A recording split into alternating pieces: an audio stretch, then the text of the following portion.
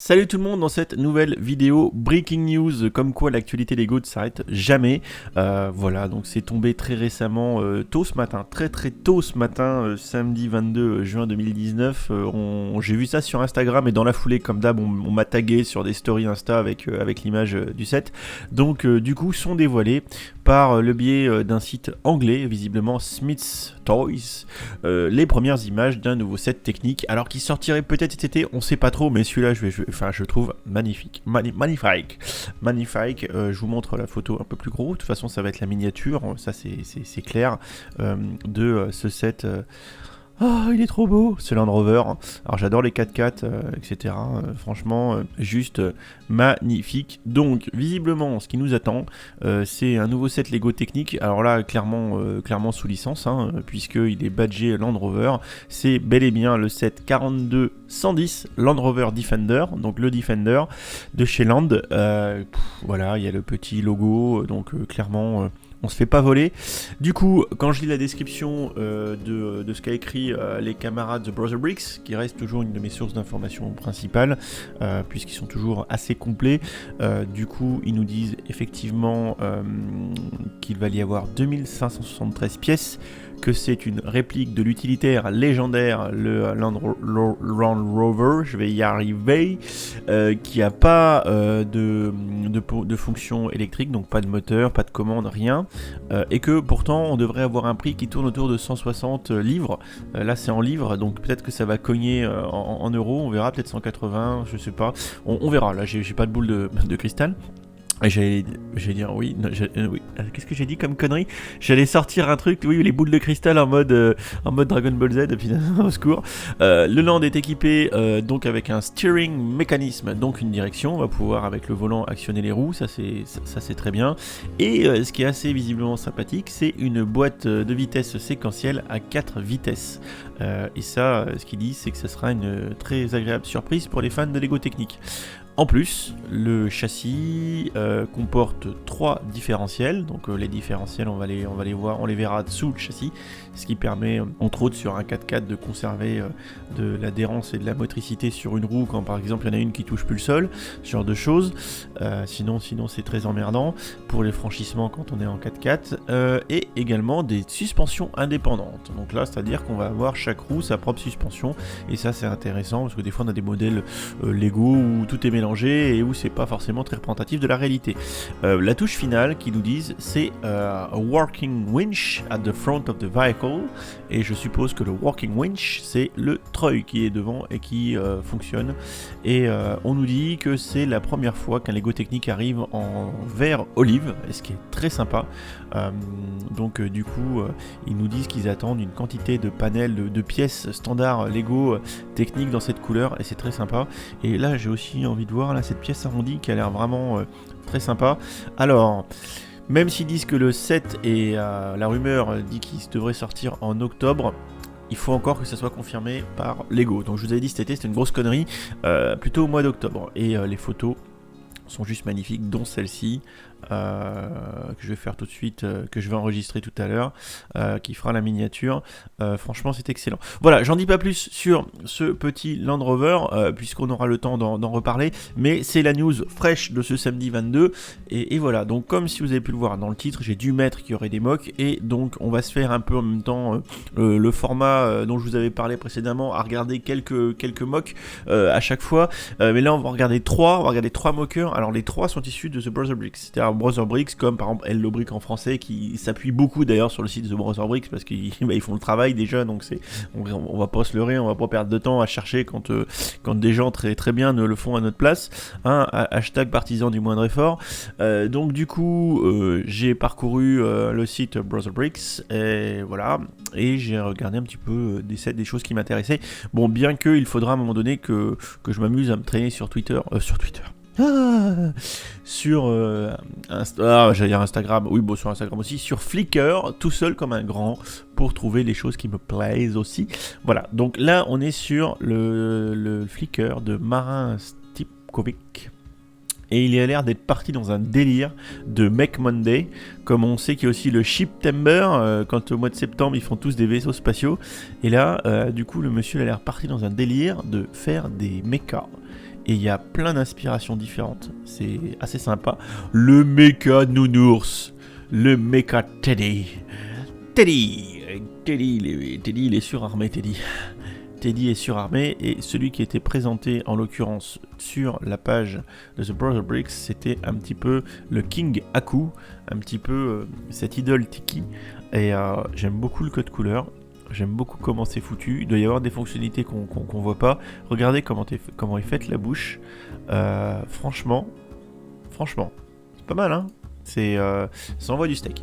Le second qu'on va voir, lui, il est définitivement Agno Milon. Alors bien sûr, je mettrai les 3 liens dans la description. Agno Milon, lui, il est définitivement dans le Star Wars. Donc là, on voit un magnifique TIE Silencer en mode UCS. Hein, il se fait plaisir. C'est vraiment très sympa. Bon, c'est bien évidemment plus détaillé que ce qu'a fait Lego. Mais c'était ce qui était partagé sur Outbreak, c'était le T70 X-Wing de la Résistance, qui est juste magnifique. Donc là, il a fait un truc UCS qui est vraiment chiadé. Le monsieur a du talent, hein. Donc là, c'est encore en train de charger parce que la photo n'est pas nette. Voilà, donc il va falloir attendre encore un petit peu. Voilà, ça y est. Et du coup, on se fait un petit... Donc clairement, par exemple, les moteurs à l'arrière, là, il a repris le montage de l'UCS Red 5. Par contre, on voit à l'arrière, il a repris aussi la mécanique de commande comme sur le Red 5, ici. Par contre, tout l'entourage, là, c'est vachement mieux fait. Là, on a du beau gribbling de qualité ici. On a un détail au niveau des ailes qui est très sympa. Regardez, c'est vraiment très bien fait. Et je vais vous sortir une photo quand il est en mode X, donc les ailes ouvertes, et vous allez voir que la grosse différence en termes d'héritage sur les nouveaux modèles de X-Wing entre les X-Wing de la Résistance et les X-Wing de la trilogie originelle, c'est que quand on fermait les ailes sur un X-Wing de la trilogie originelle, ça galère, hein, je m'excuse, et on le voit très bien ici, c'est que du coup, autant sur les X-Wing originels, quand on fermait les ailes, elles se superposaient, autant sur un X-Wing de la Résistance, les ailes se séparent, vous voyez, et bon, d'ailleurs, dans le modèle standard qui avait été fait par Lego, on le voyait déjà, hein, vous voyez. Hop, vous voyez, voilà, et là on le voit très bien que effectivement on vient séparer les ailes et pas avoir une symétrie parfaite au niveau de celles-ci quand elles sont ouvertes ou fermées. Vous voyez, on voit bien, ça fait l'effet un petit peu l'effet ciseau, et c'est très bien réalisé, et je vous invite à aller voir le travail du monsieur. Alors peut-être qu'on se fera le luxe de balayer tout son flicker un de ces quatre, parce qu'il en a fait gros. Quand je dis qu'il en a fait gros, c'est qu'il en a fait gros. Voilà. Donc il y aurait vraiment matière à passer du temps et à découvrir tout ce que le monsieur a fait, comme quoi Internet est sans limite, et on aurait de quoi s'y perdre de longues heures, et c'est pourquoi je vous fais des petites vidéos, j'espère assez courtes, pour en faire un peu la synthèse. Voilà. D'ailleurs, il va falloir que je suive tous ces gens. Alors, Dave Slater, pareil, trouvé sur Brother Bricks. Donc là, il nous fait une super DeLorean en mode Retour vers le futur 2. C'est ça qui a été publié, celle-ci d'ailleurs, qui a été publiée sur le site Brother Bricks. Donc regardez, là c'est que du brick build. Ça fait penser, quand on regarde les portes, évidemment, un petit peu à l'Aston Martin de James Bond dans la gamme Creator Expert, puisque c'était pareil du montage comme ça. Sauf que là, c'est excellemment mieux fait parce qu'il y a des changements de pente. C'est très malin, on a un peu de technique, on a beaucoup de choses. Regardez, on a des montages avec des rotules ici, c'est très bien fait. Et on a surtout à l'arrière ce qui sert à alimenter la DeLorean. Et on se rappelle quand Doc Brown dans l'épisode 2 revient, il met des pots de banane et des déchets en mode écologique pour du coup alimenter la DeLorean et plus du plutonium. Donc c'est vachement plus écolo. C'était assez rigolo d'ailleurs. Et quand on regarde le niveau de finition, et en plus il a mis de la LED, hein. Donc le mec il a pensé à tout, hein. Et en plus les roues peuvent pivoter comme dans le film, puisque l'amélioration dans Retour vers le futur 2, quand il revient du futur, c'est qu'il a bien pimpé la DeLorean et que du coup elle peut voler, voilà, avec les roues qui tournent. Regardez tout ça, enfin c'est juste magique, hein, on est d'accord, hein. Pour ceux qui sont fans de DeLorean, clairement le gars il a pas bossé à moitié. Donc du coup je ferai un petit coucou à mon copain Christophe, il se reconnaîtra, Christophe C, qui est fan de DeLorean entre autres. Et je pense que voilà, hein, il va la vouloir celle-ci. Mais là je pense qu'il y a quand même un peu de boulot, hein. Et quand on regarde également, je crois, à l'intérieur, donc il s'est amusé, il a fait un mini convecteur temporel, vous voyez ici, ça c'est bien fait. Des sabres pour les essuie-glaces, c'est du génie.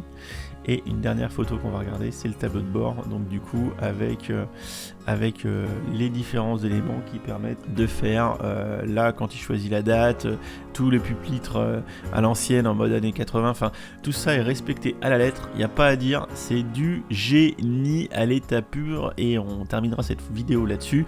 En même temps, je vais balayer son Flickr et vous allez voir qu'il y a des choses très très sympas, donc comme d'habitude, n'hésitez pas à me dire si la vidéo vous a plu. Bon, a priori la Batmobile de Tim Burton a vachement bien marché sur les réseaux Lego. D'ailleurs, on voit une photo en expo quand il amène ses modèles. Le monsieur, il doit avoir du succès. Donc je disais que du coup j'espère que cette vidéo vous a plu, que le format vous a plu. N'hésitez pas comme d'habitude à me dire si vous en voulez plus, s'il y a des choses à améliorer, si vous voulez voir plus de mock, enfin tout ça vous me le dites dans les commentaires. Et là la Dodge Challenger, mais je la veux quoi. Elle est belle cette Dodge. Oh là là là là là. Mais les gars, mais Lego, recrutez-le. Lego, recrutez-le. Recrutez ce monsieur, quoi. C'est top, quoi, ce qu'il fait. Enfin, voilà, c'est juste... Il y a des gens qui sont doués. Il n'y a pas à dire, il y a des gens qui sont doués. Voilà, on en restera là pour cette vidéo. Encore une fois, j'espère que ça vous a intéressé. Oh mon Dieu, la Stingray. Bon, allez, j'arrête. Moi, je vais continuer à regarder son Flickr. Et en attendant, bah, écoutez, je vous dis à bientôt pour la prochaine vidéo. Et si tout va bien, vous devriez ce soir avoir la vidéo du Rocket Ride. Allez, ciao.